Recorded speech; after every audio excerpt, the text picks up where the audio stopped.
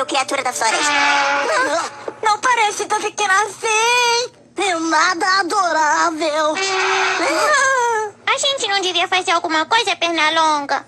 É você quem está no comando. Eu? Tá bom, pode deixar. Eu só tenho que... fechar a janela. O que a gente não ouve, o coração não sente. E o que há com vocês? Vamos brincar um pouco.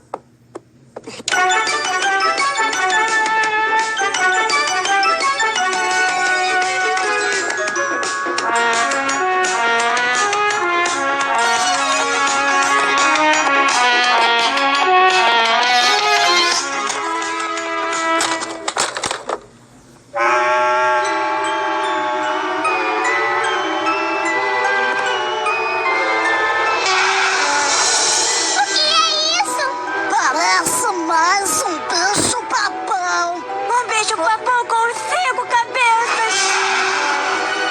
Ai, e tem uns dentes enormes. É maior do que o gigante de João e o pé de feijão.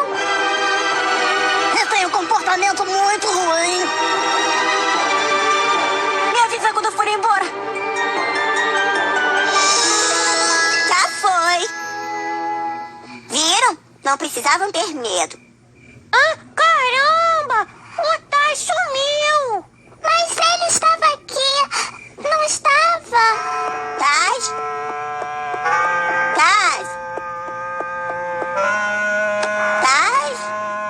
Taz? Mas você já pode sair.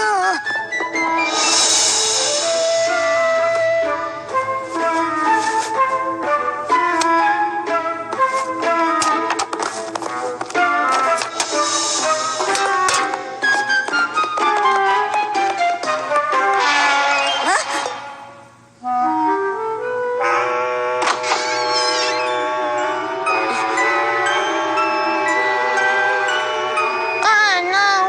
Taz! Você acha que o que está lá fora pode pegar ele? Não se eu encontrar ele primeiro. Ir lá fora, sozinho? Nem pensar. A vovó te pôs no comando. É mesmo. Eu tenho que tomar conta de todo mundo. Isso é a coisa mais corajosa que eu já vi. Se ele não voltar, aí eu posso ser o chefe,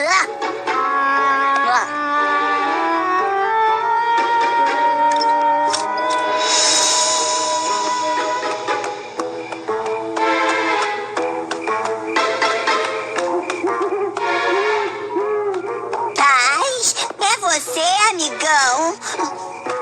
Ai, pode sair daí, Taz. Taz.